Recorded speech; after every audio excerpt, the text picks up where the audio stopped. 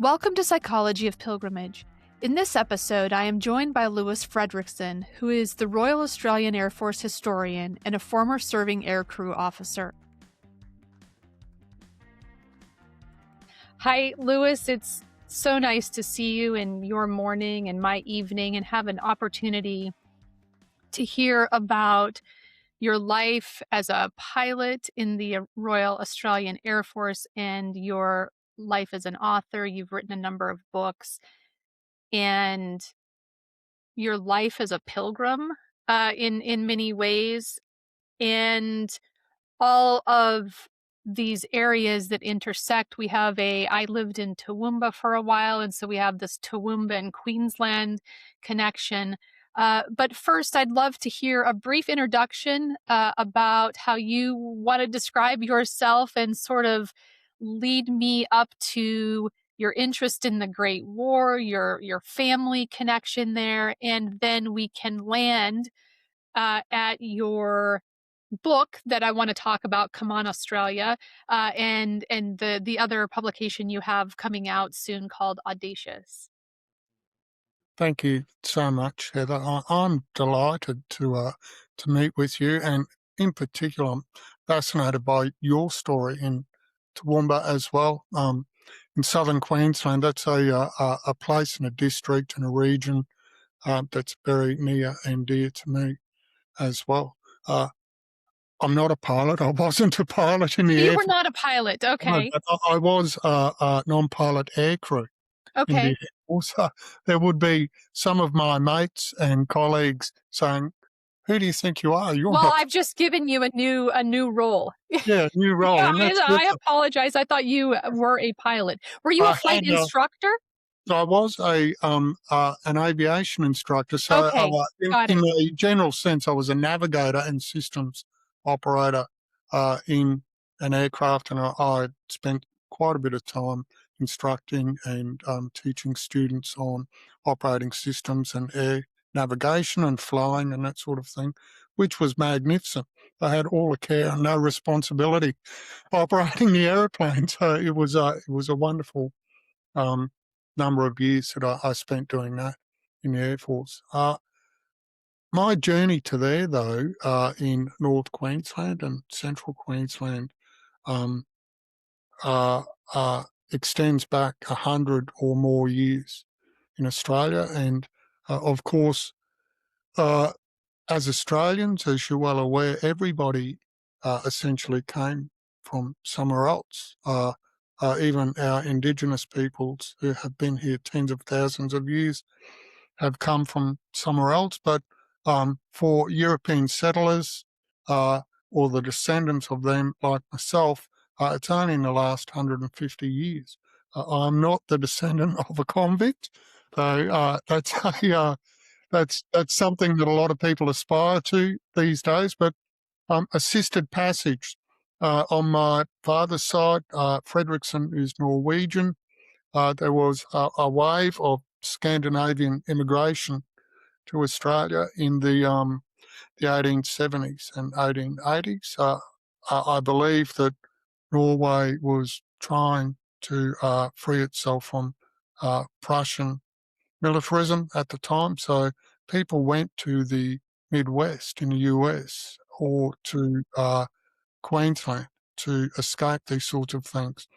Irish as well, assisted passage settlers in Queensland. There was something like a quarter of Queensland's population had Irish heritage in the around the turn of the 20th century, and of course English and Scots and these other sorts of mix. So I'm garden variety Australian, if you wish, Skippy the bush kangaroo. Um, I did go to school in Queensland, but I joined the Air Force essentially to get away from a beautiful part of the world, and that's the Whitsunday Coast in North Queensland. Unless you're a cane farmer or you took up a trade or that sort of thing, the best way for young men to make a living in my day was to go to university or join the Defence Force, which is what I essentially did. And aside from serving in the Air Force for over 30 years, I studied quite a bit in the evenings because I've always had an interest in literature, history, politics, society, and the intersection of these themes, philosophy as well, and uh, always in an attempt to understand who I am as a person and to be the best version of myself, though I didn't realise that that was a motivation for many, many years. I was very fortunate. I ended up doing a PhD on an aspect of Australia's involvement in the Great War, but that involved my forebears who had served in the Great War as well, and that pathway and a predilection towards loving education as well has enabled me to both teach at our Defence Force Academy and to train as a high school teacher. God bless high school teachers. I don't know how they do it. um, and uh, now to serve as the Air Force historian these days, most recently. So that's a long story in a thimble for you, if you like, Heather. I was scanning my memories as you were talking about World War One, kind of this overview and Australians in World War One. And we also had a bit of a chat before we started recording. And so I'm probably pulling some of that into what I'm about to say. I think the first time that I encountered people who teared up at the mention of World War One are colleagues in Australia. I remember very well being at a party one evening speaking about military service or veterans or something related to that, and the topic of World War One came up, and several of my colleagues they were immediately present in thinking about the families. That one of them teared up talking about his great uncle being in the war. And so I think my first really emotional experience around World War One was talking to Australians. I also had the experience of picking up a hitchhiker in Turkey when I was had just graduated from university. My cousin and I were visiting, and we picked up a young Australian who was on a pilgrimage in Turkey, and we we met him at Ephesus, and so we were wandering around Ephesus, and he said, "Hey, mate, do you think you could get me to Gallipoli?" And I didn't know what that was. And we said, "Yeah, sure, why not?" We were heading north to Istanbul, and so we we took him to Gallipoli, and we heard, I think it was maybe a 2-hour drive all about his family connection to Gallipoli, and we didn't really know what it was we were about to do. But I think my cousin thought this guy was cute, and she thought, "Why not? We'll go to Gallipoli." And so, but very quickly, once we got there, his pilgrimage became our pilgrimage, seeing how he engaged with the place. And I mean, the Ataturk, the words of Ataturk that are on the stone are so powerful. And I remember walking through the rows of graves, and I saw one with a surname of Courtney, which is my family name. And I thought, wow, what all of these things are happening at the same time, where I'm seeing a familiar name. I'm hearing from this young man about what it meant for him to be in Gallipoli. He actually had gotten it confused with the Psalm, which was also an interesting situation looking back on it later, and learning how people create these images in their head about these places that they want to visit, sort of on a national pilgrimage. At least it is for Australians. And he was so disappointed because he said, "I thought the poppies were going to be here, and they're not here." And then later he said, "I'm in the wrong spot. I actually thought I was going to the Somme, and I had conflated the Somme with Gallipoli." So I owe Australians a great deal of gratitude for introducing me to a side of history that is so personal and emotional and at the core of identity? It's a there are so many topics to unpack in what you've just described, Heather. It's really a fascinating foundational stories in many respects on both the Western Front and Gallipoli as well. It's um, very interesting to understand that as a federated nation, Australia is only 125 years old. Um, I've had American mates ask me why we didn't have a revolution to um, depose the British. I think perhaps we're too lazy. We didn't need to. We simply federated. But the Gallipoli experience, legally, immediately, Australia was a dominion in that British Empire at the outbreak of the Great War. So we were legally obliged to furnish both soldiers and equipment to assist the Empire in order for Britain to cater to Australian defence. It's a very strange concept these days, but that's why it worked. It did also for New Zealand, for Canada, um, for Rhodesia, as it was South Africa, all the other colonies. The jewel of the British Empire's crown, India. So British India also furnished millions of men to serve during that war.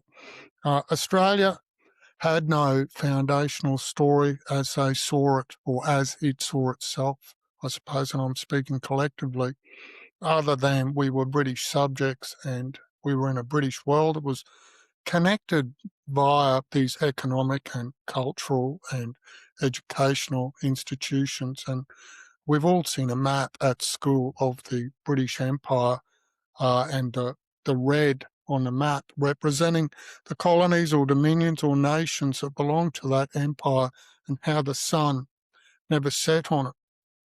That is a particular type of heritage or appreciation of what Australia once was. It's very different now, though our roots do lie in that. Um, Gallipoli was a seminal moment in the nation's history. We sent immediately 20,000 troops to that conflict, so a division of infantrymen and ancillary support services and corps offered support to those troops on Gallipoli as part of a wider coalition. And we were so intrinsically integrated into a British system. I mean, slouch hats are Australian, as are the lemon squash sort of ones that the New Zealanders wear. But aside from that, everything that Australians and Kiwis used in their equipment was in a British pattern. That sort of integration and understanding of how things fitted together was a war-winning formula. And while it cost a lot to the British Empire, it's why Great Britain won the First World War, that level of support and integration. Of course, Australia, being only 14 years old, had never served in a conflict, though the Boer War was occurring when we federated. The Great War was something entirely different. A population of 5 million towards the end of the war, and we sent over 300,000 young men and women, mostly young men, back then to that conflict, and they represented over 40% of the eligible adult male population in this country. And I do have the statistics at hand in my head because I've done quite a bit of study in this area. 1 in 5, so 60,000 of those young men was killed, and 3 in 5 were wounded. My great-grandfathers included, one of them wounded twice. And that created a sense of loss for this nation that's never quite gone away. And you would have seen this on ANZAC Day in Australia, excuse me, or on other commemorative occasions, and in every district in the country there's a memorial. Immediately following that Great War experience, Australians were trying to come to terms with that sense of loss and what that meant for a new nation. And as I understand it, as I've read and come to appreciate, that distance, 12,000 or 10,000 miles away, precluded so many of our people, our parents, our siblings, our loved ones from visiting or understanding what had happened to their relatives who had not come home from that war, or even trying to understand the experiences of those who did come home. It was almost impossible. The Commonwealth War Graves Commission has done a magnificent job over the last 100 years of commemorating that sort of loss. But what has occurred in the decades since the Great War, of course, there was a terrible Second World War, and we've had experiences in Vietnam and Korea, and most lately in Iraq and Afghanistan as well. Australians have served overseas again, and there are these types of pilgrimages for the descendants or for those who have experienced those sorts of environments to return to understand where their forebears had served or what they'd been through, or to get some sort of appreciation for the sacrifice involved. So that's a very long answer. It's a symbolic sort of ritual, if you like, even a foundational story. In some ways, it's a specious argument because we're all just people. Australians are only people, which is a wonderful thing, but our national identity is no more important than another nation's national identity. But we have managed to reaffirm the best qualities of that pilgrimage back to these places through that kind of remembrance, if you like, that ANZAC legend and the qualities associated with that. Hmm. But there you go. Can you explain a little bit more um, about the Anzac legend? About, I think I mentioned to you that I had supervised an honors thesis that the data collection occurred, a number of research interviews occurred in 2015, looking at pilgrimages to Gallipoli. And the student, I wish she would have published the thesis, but maybe there's still time. She was busy in the Defense Force and had to quickly move on beyond the thesis. Uh, but she talked a lot about, the student talked a lot about the myth of mateship. Yep. And I'm wondering if you can expand a bit on both this Anzac legend and the myth of mateship. Look, there are tomes of publications on notions of ANZAC. Australians tend to forget that in ANZAC, the NZ stands for New Zealand. So any of my Kiwi brothers and sisters who are listening into this, I highlight that New Zealand is very much a part of this nation as well. Um, it's a foundational story in terms of the initial 20,000 soldiers that served in the Australian Imperial Force, went to Gallipoli. A follow-on replacement troops numbered another 20-odd thousand who also served on Gallipoli. So about 40,000 Australians in total, I'm not quite certain of the number of New Zealanders, but at least 10,000 Kiwis, given the size of their force, served there.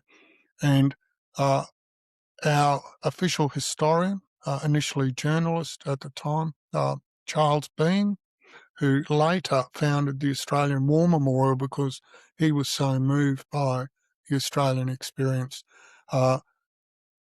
attempted to set up some sort of national appreciation for both commemoration but understanding of what the Australian psyche and identity was all about.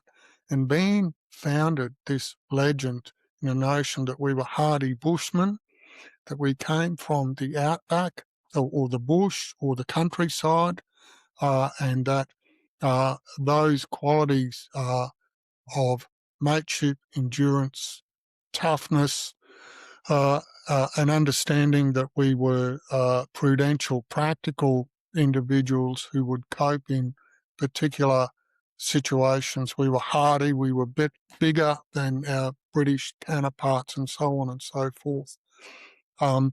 He tried to play that up in the sense that this is what Australia offered back to the empire. Now, of course, Australia did offer gold, wool, wheat, sugar, iron, all these wonderful uh, types of produce to the empire. And in return, we got technology and defence and these kinds of things. But in terms of manhood or this legend, as it were, 20% of Australians were born in the United Kingdom at the outbreak of the Great War. So they were British anyway. We weren't necessarily all Bushmen either. 80% of our population lived in a city, so Brisbane or Sydney or Melbourne along that eastern seaboard. So these mythical qualities before the war was even finished, it was understood that this was a legend in the making. So it wasn't a true story, but only had a basis in what we wanted to see of ourselves as a particular type of people. I understand that the Canadians did something similar in terms of their experience. They have a pilgrimage point on the Western Front at Vimy, which represents something very similar to what Australians experienced at Gallipoli as well. So the Anzac legend, in a very short sense, focuses on the qualities of mateship. So that's an Australian term, but mateship is friendship, but loyalty, and that is unspoken loyalty to your comrades or your mates, and endurance, an ability to persevere, to serve each other, physical and moral courage, respect for yourself, self-discipline, all of these kinds of qualities are what Charles Bean put forward as the qualities of ANZAC. And they are aspirational. Australians ran away from the horrors of the fighting at Gallipoli as much as any other troops did, and who can blame them for that? But it is still wonderful to see that the heritage of these aspirational qualities is alive and well in this country today.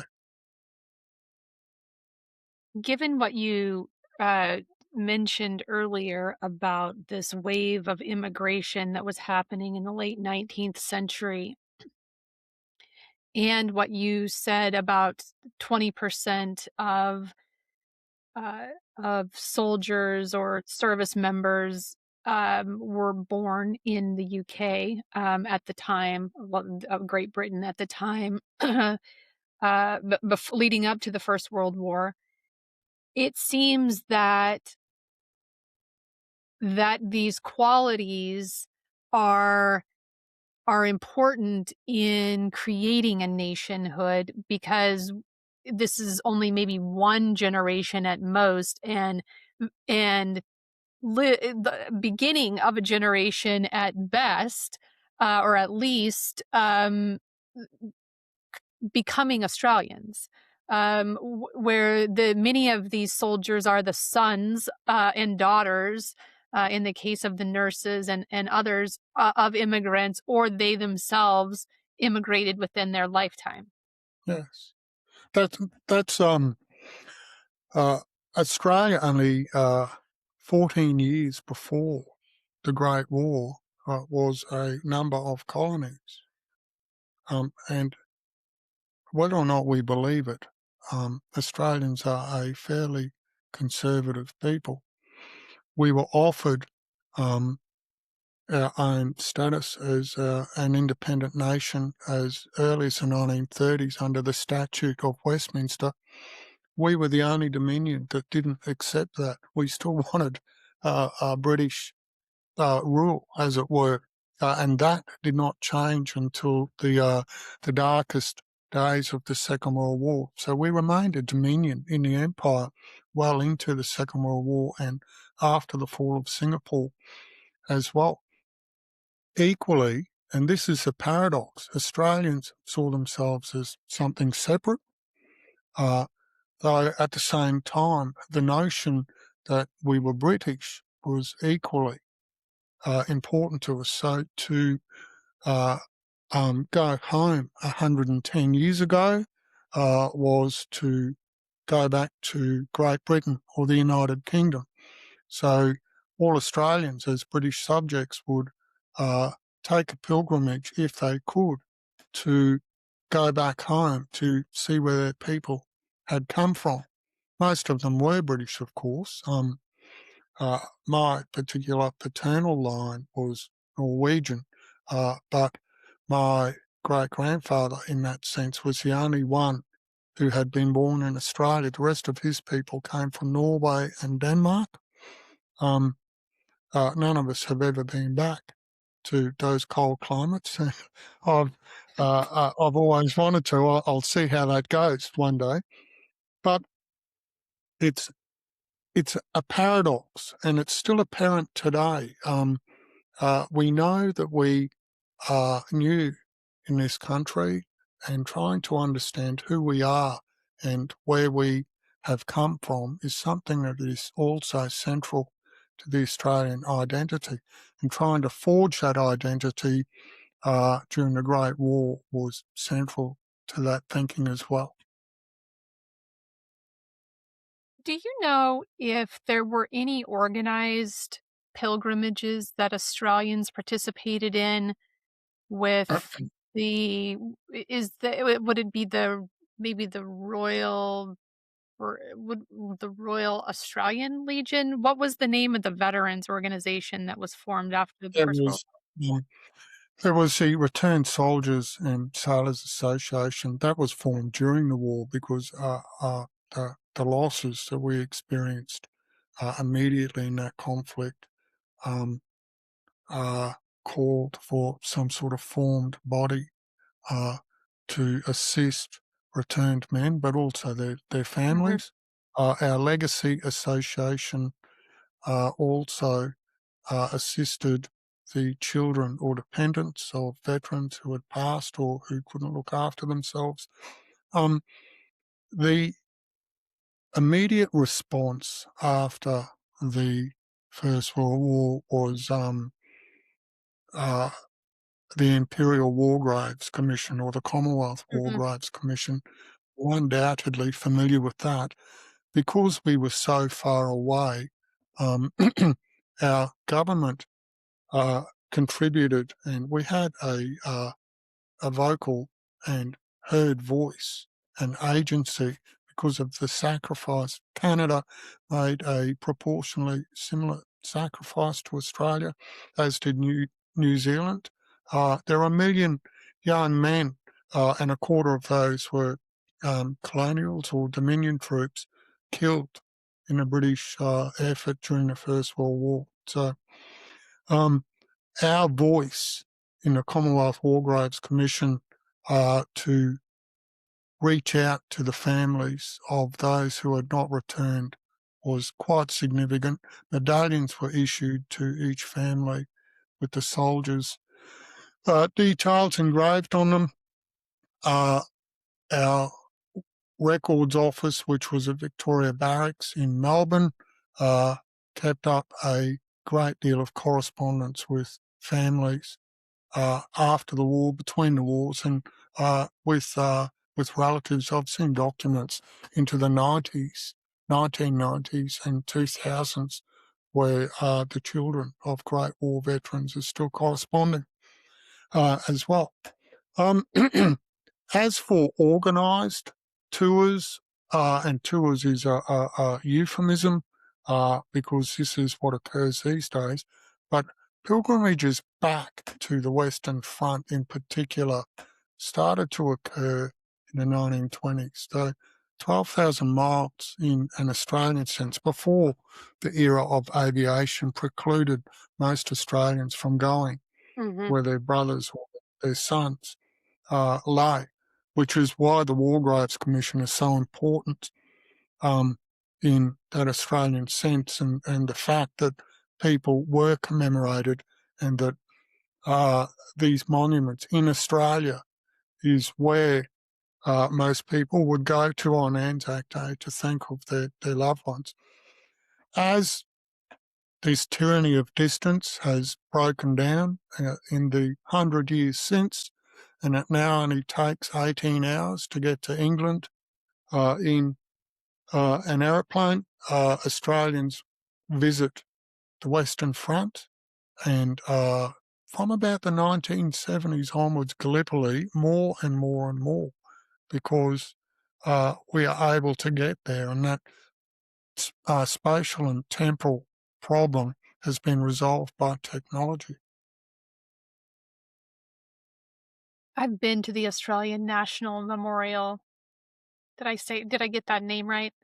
The Our war memorial is, yeah. yeah, anyway, yeah. Oh, I've been to the one and that's affiliated with the Sir John Monash Center. Oh, yes, that's at Hamel in Yes, France. Yes, I actually had the wonderful privilege of being there for the dawn service on Anzac Day a few years ago, which was a moving experience that I will never forget. It was very, very cold for one yes. and rainy. But despite the bad weather, the ceremony was very moving, and I've been a number of times since that point. Australians get pilgrimage in a way that is akin to the Canadians, for very similar reasons, I think. Um, In fact, this week's podcast episode that'll be published is all about Vimy, so it's interesting that you brought that up. It's very fresh on my mind.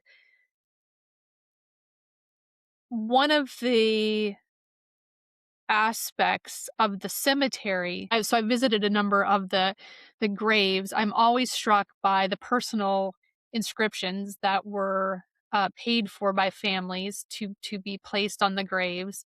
And the last time I was there, I felt like a secret had been left for me. Someone had left the medals of their family member at the grave. And it's incredible that I can just imagine someone must have brought them from a great distance to place them there. And what that pilgrimage, I was envisioning what that pilgrimage must have been like for that family or a descendant, or somehow these medals, and they were just placed at the base of the grave behind some of the beautiful flowers that were there. um, there is a sense in these cemeteries of deeply personal connections that the pilgrims have. And because of these small artifacts, either through leaving the medals or the inscriptions that are on the grave that are very different than the American cemeteries in the area. Uh, yes, yes. These cemeteries all serve a similar commemorative purpose. You do raise some wonderful points about the Canadian and Australian experience, which is very similar, of course, in the sense that we are we offered similar sized numbers of troops to Britain's efforts on the Western Front, 4 divisions each on these operations, 5 divisions in Australia's case, and the number of casualties that were incurred in these homogenous forces. So by the end of the First World War, Canada was operating in an homogenous corps under a chap by the name of Curry, and Australia was operating in an homogenous corps under Monash, of course, and that Monash centre at Hamel, and then the cemetery at Villers-Bretonneux that you've described is quite poignant as well. The notion of, and I have visited these places myself, I think of the historical concept of the longue durée. So this is now beyond our living memory. So why do we continue to make a pilgrimage to a place that is now beyond the memory of even people like myself? Because my forebears, who I knew as a youngster, have since passed on in the last several decades.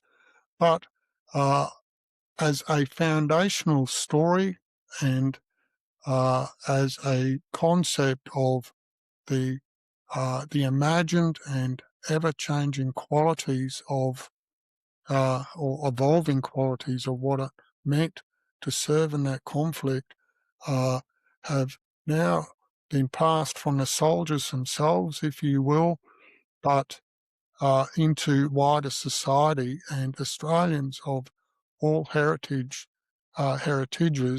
that live in this country now look at those initial qualities and that longue durée, so the small changing parts across that 100 years of what those qualities mean now factor significantly into wider society as well. So going to these places to see what it was all about is something that's very central to us. I would think it's central to Americans as well. It certainly is to the Canadians, and I make that distinction, but equally for the Kiwis that I know as well. Yes. I think it is central to some Americans. I wish I could say it was central to the majority of Americans, but I don't think that that's the case. I think we may not have a central focal point in the same way that sort of a grand narrative orients around. It's definitely the case at the Bella Wood battlefield where I've been doing so much work. Uh, I would not compare that though to Vimy or to the Monash Center in terms of being an interpretive center or monument, the War Memorial as the monument. I think they're unique in their symbolic value in terms of the grand scale of sacrifice. I think it's different than the we have. I mean, the Americans have some very large monuments, but they're I think they represent something different than the monuments that we've just been talking about for the Canadians and the Anzacs. yeah, you are quite correct, and the subtlety is that the Great War, as we understand it, perhaps in the Commonwealth, do you use that phrase in Mm, the United States, the Great yeah. War? That is a French and British conflict. The United States pulled the Allies' bacon out of the fire in 1918, but comparatively speaking, the contribution of the United States in the First World War was far less than what it was then in the Second World War, where the industrial capacity and the drive and the verve of the United States really won the Second World War in the West for the Allies. That's quite significant. Uh, I do understand, though, that the US comparatively lost as many troops in that last year of conflict as Australia did, though the difference in size of the two nations is significant as well. Um, uh, Australia worked very closely with American troops at that Monash Centre, around that Monash Centre. In Mhm. fact, Monash planned a battle on the 4th of July, and he did that deliberately on that date because it's so significant to the United States at Hamel, and that was the first time that Australians ever operated in unison with US troops, and that battle is a significant uh, time and spatial sort of understanding for Australians as well, where we served in that part of the world. So that Monash Centre at Hamel and near Villas Bretonneux, everything's so close on the Somme, isn't it? Quite significant to Australians to travel to as well. Yes,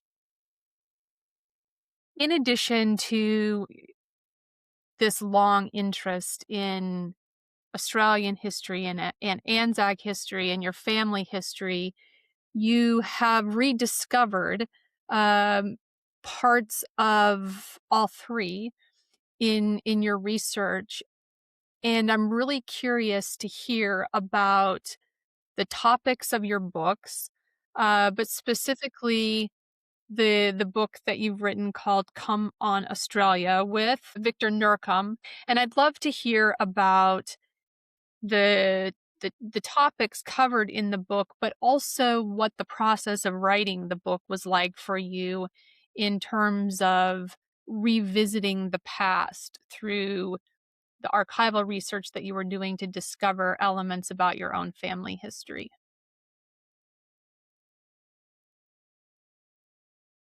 that is a splendid question. Heather, I will do That's a my loaded very. question.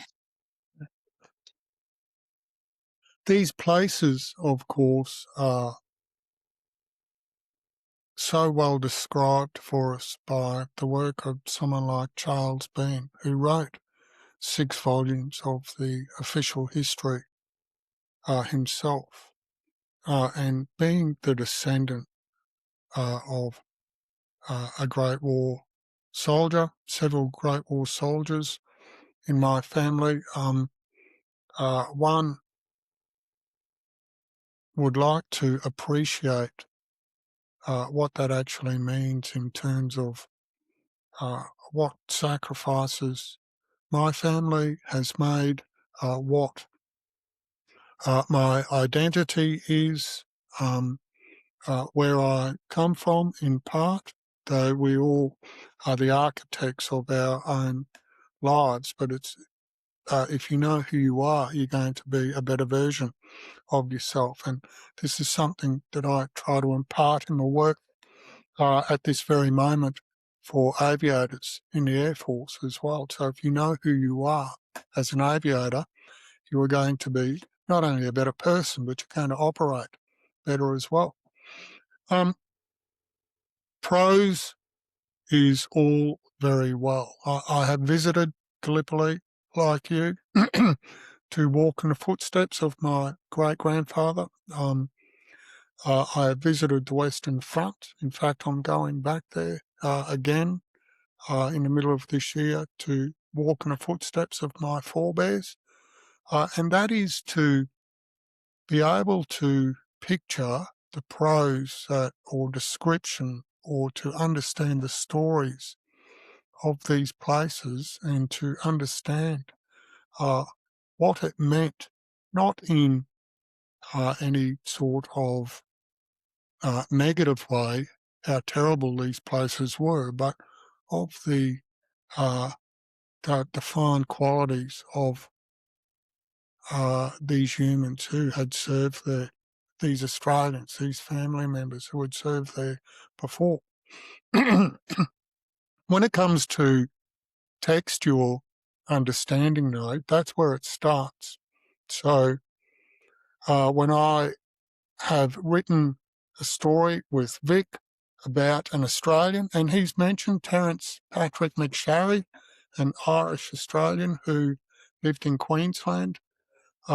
His father was an assisted passage Irishman.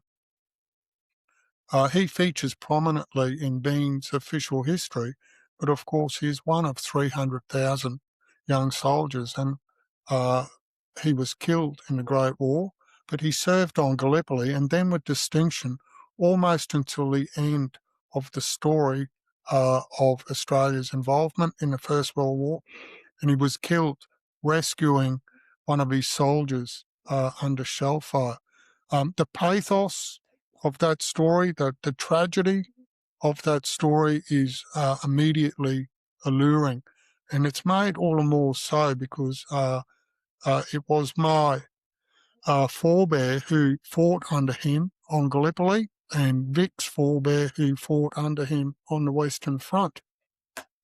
So our understanding and our research of Australia's deep archival records of what Terence McSharry experienced, but also what all of his soldiers experienced, is where it all starts. And then we transform that understanding into the prose that we've managed to put down on paper as well.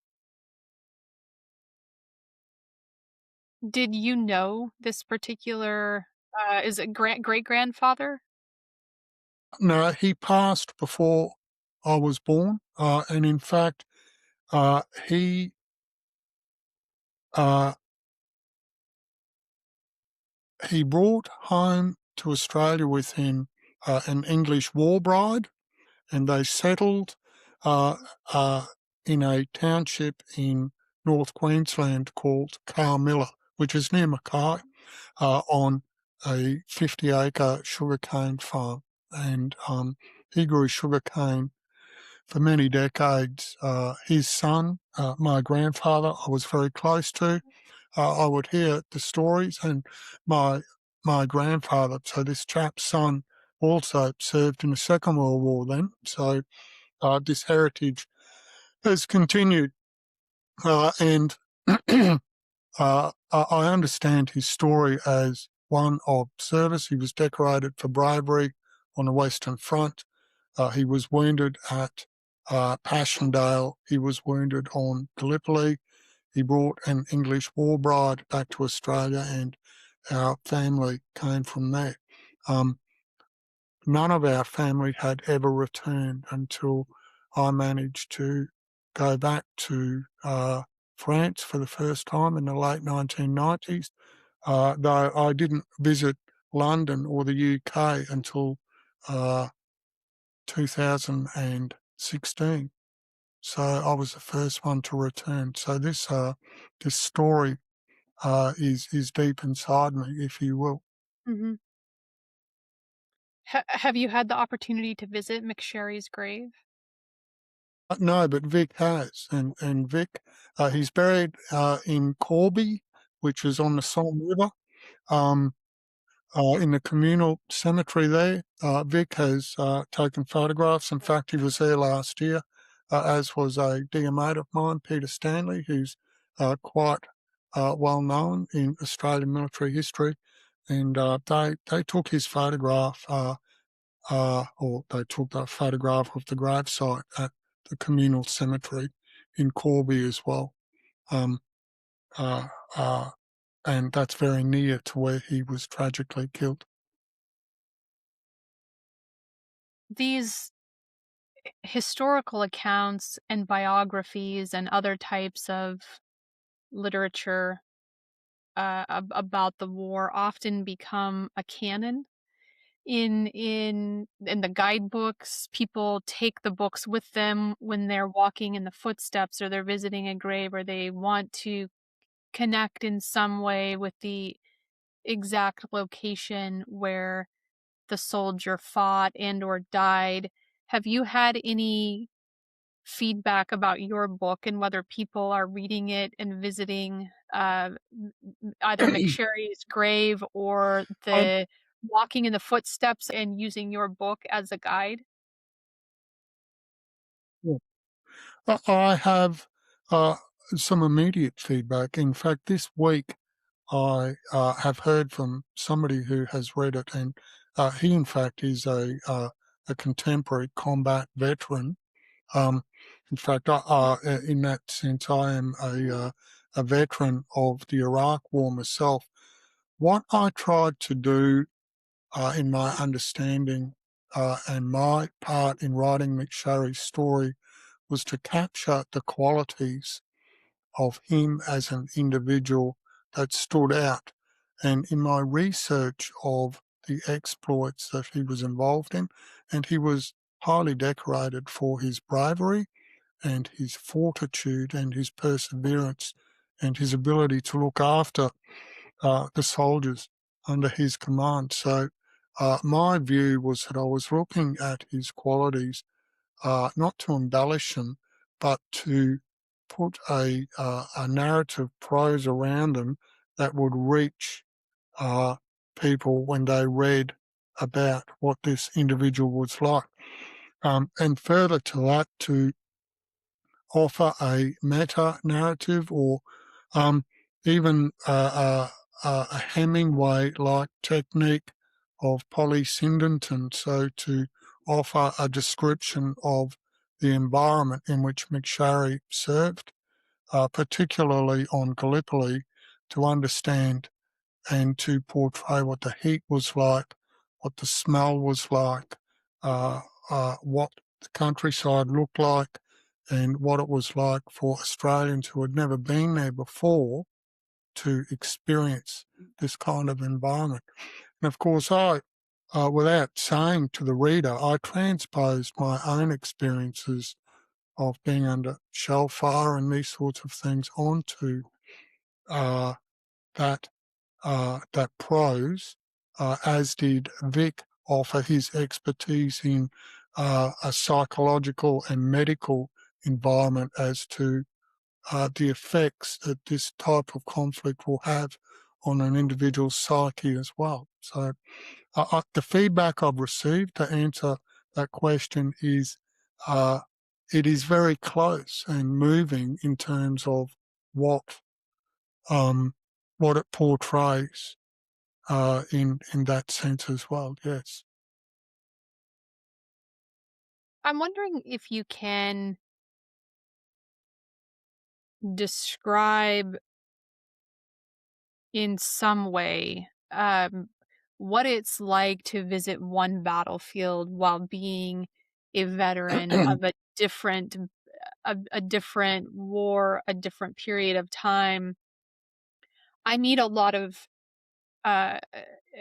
Iraq and Afghanistan global war on terror veterans at the Western Front who are visiting for a variety of reasons. Some are interested in the history, some are processing their own combat experience while being in a quiet, kind of sanctioned space for contemplation or for grief or for confronting one's own uh, guilt or thoughts about war. Do you have some thoughts, or if so, what are those thoughts regarding the connections that you may experience in being in uh, at the Western Front, for example, while being a veteran of Iraq? That is also a splendid question. And it's not so difficult to answer in that my immediate response, and I have had that thought before, um, uh, uh, while I was not a combat operative in my role in Iraq over 7 to 8 months, I was um, shelled extensively. on a day-to-day basis and exposed to danger and potential incidences of moral injury and these kinds of things that modern environment brought about for the global war on terror and associated veterans as well. And I travelled quite a bit throughout Iraq as well. So that is, there's some context for you on my experience. And it was significant and it was kinetic, if I can use that often used word in that sense as well. My response is that uh, I do not, I did not, and I have thought on occasion that I have not measured up to the experiences of those who have come before me, in the sense that the industrialised experience of what occurred on the Western Front was so terrible in its ferocity that who am I, who served for 8 months in Iraq under less trying conditions, to how can I possibly offer any comparison? There's no false modesty or such sentiment in that, but I do look at the privations of those that have come before, and I think I don't know that I measure up to the qualities that they espoused. That is one view. I've had my dear wife has said, you could easily have perished from a bullet in 2007 as somebody did in 1917, 90 years odd before that, which is equally true. So conflict is conflict is conflict, no matter the era or the age, and the dangers are equally as real. The context is very, very different. Um, uh, but for all that, I still look at these individuals and the veterans of that Great War conflict with a sense of awe. Uh, they weren't all perfect. I understand that, but I do look at them and think about what they endured uh, and the sacrifices that they made, and that does serve as an inspiration to me, as to the generations that followed who have served as well to this very day. People I serve with in the Air Force and the ADF today are just as inspiring. Mm. I hope that answers the question.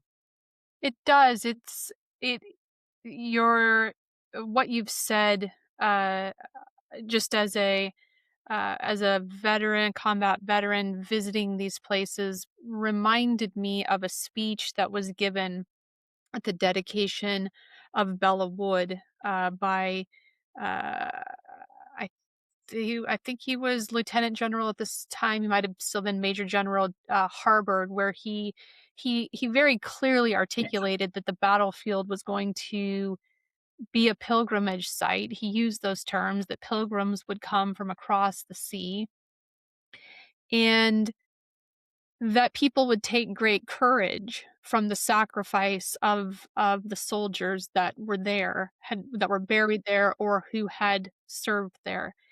And it sounds like that is similar to the experience, like this idea of taking great courage or inspiration from people who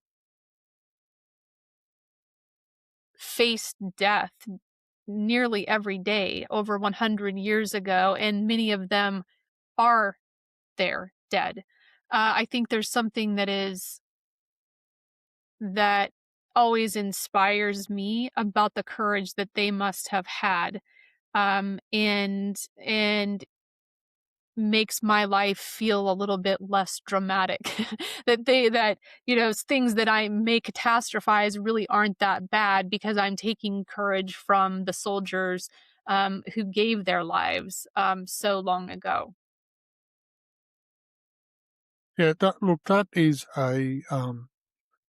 a wonderful point that you make, and it boils down to very simple euphemisms that we still use in defence today, for example, in terms of this will be a bad 5 minutes, but it will pass. Mm. These difficulties that we face in our modern lives will always end, no matter how difficult things appear to be.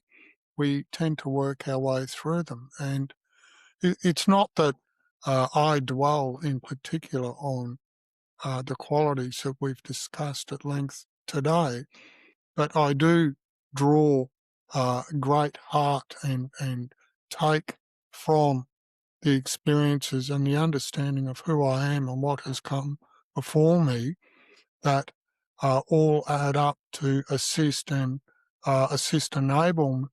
enable me to face whatever things that confront me in my own world today. I think that is perhaps true of everybody, no matter where they are or what their heritage is. If they understand themselves a little better and where they come from, they're going to be able to face the tougher things in life, aren't they? I think it's important. The point that you have made several times, I am hearing it, and every time you say it, I think that is really insightful.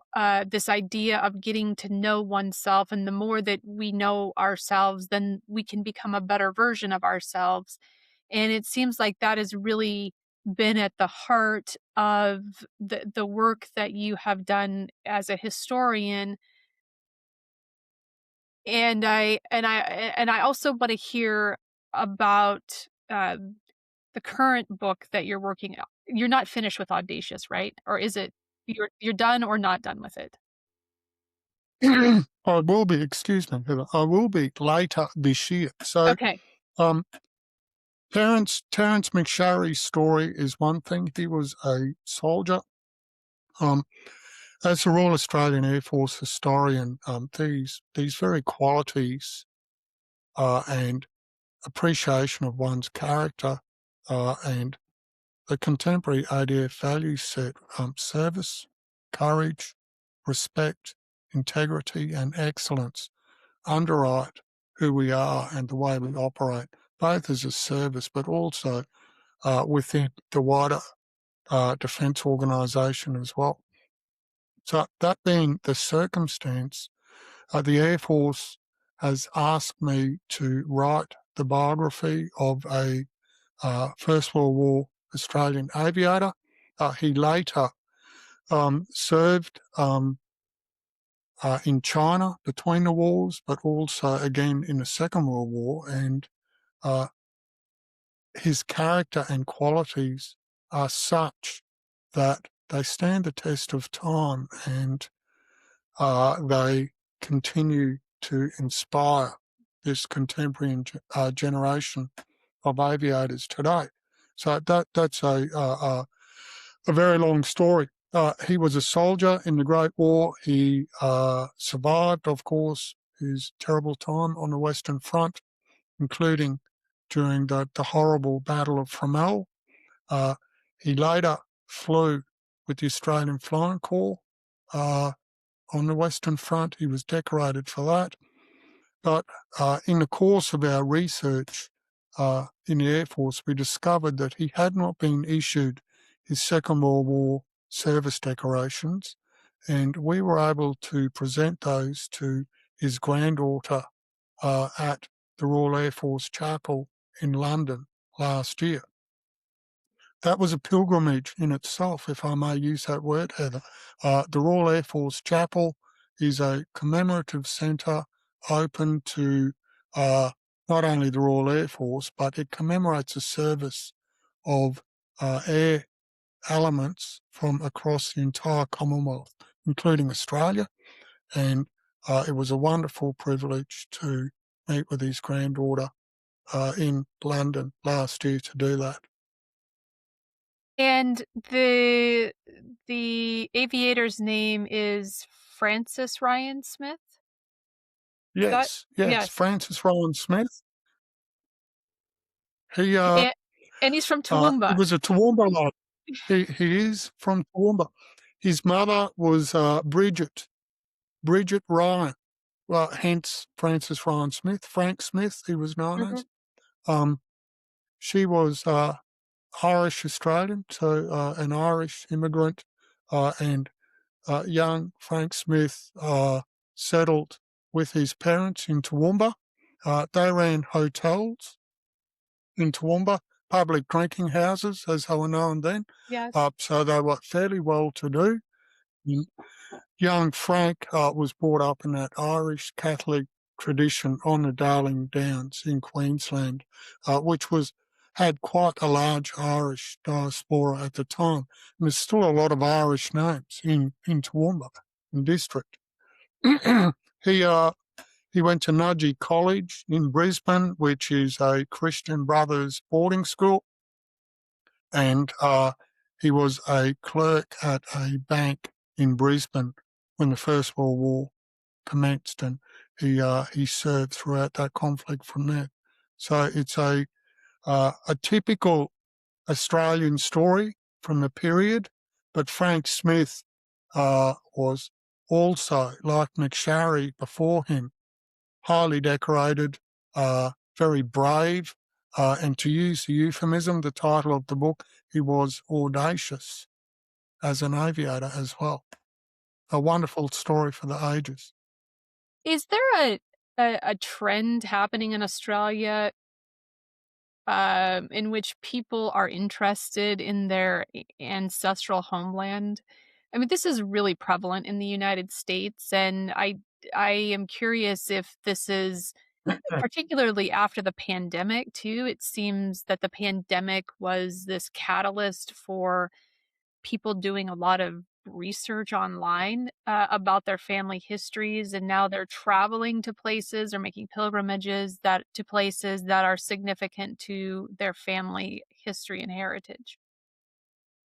Think that has always been the case in Australia, Heather. It has always been the case in an Australian sense that we try to understand who we are through the lens of where we have come from. I think I said early in our conversation that everybody in Australia comes from somewhere else, and uh, we all have different names. Frederickson is Norwegian, but equally there are O'Crowleys and Ramsdens in my family lineage. So we try to, where we can, to travel to the places where we come from. Um, I've done so. It's a rite of passage for many young Australians these days to not only go to battlefields, but to return to the places that their forebears come from. I've got a lot of mates with Irish names who have travelled back there uh, and to the UK, and uh, wherever you go in the world, there are young Australians, it seems, who are visiting, uh, not only where they came from, but just trying to explore parts of the world that are so far away from Australia as well. So that has always been the case. It's not a new thing here. How you mentioned that you're going to the Western Front later this year. What will you be doing during this travel period of travel? Well, we won't be there too long. Primarily, we'll be in London and visiting the UK, but uh, we'll we'll do a pilgrimage, if you will, to Ypres, Mhm. YPRES, Yes. Ypres, uh, up in the Flanders, and there is a service every evening there. The last post is played at the Menin Gate, and that is significant to Commonwealth nations. The Menin Gate has inscribed on it the tens of thousands of Commonwealth soldiers from across the Commonwealth who have no known grave. And I think it's since 1926, every day there is a last post ceremony that is played by the French and, in fact, the Belgians up there, and will attend that as well. Is this the first time you have been to the ceremony? Yes, this one will be. I've travelled around the Somme and Gallipoli extensively, but for whatever reason, up into the Flanders has eluded me. It's a beautiful it's a beautiful part of Europe and a beautiful part of France that is very different because of the Flemish Yeah, um, history. yes. Well, I look forward to hearing about what your experience is like when you visit the Menin Gate for the ceremony, and I'd love to hear about your impressions and what that means for you after the fact. I appreciate you taking time to talk to me about being Australian and descending from Norwegians and Danish immigrants that wanted to become warm. They wanted to get out of the cold, and the all of the work you've done as a historian and are continuing to do as a historian, and and also about the elements of your family history that have been important to you and have given you something to reflect on to be a better person yourself.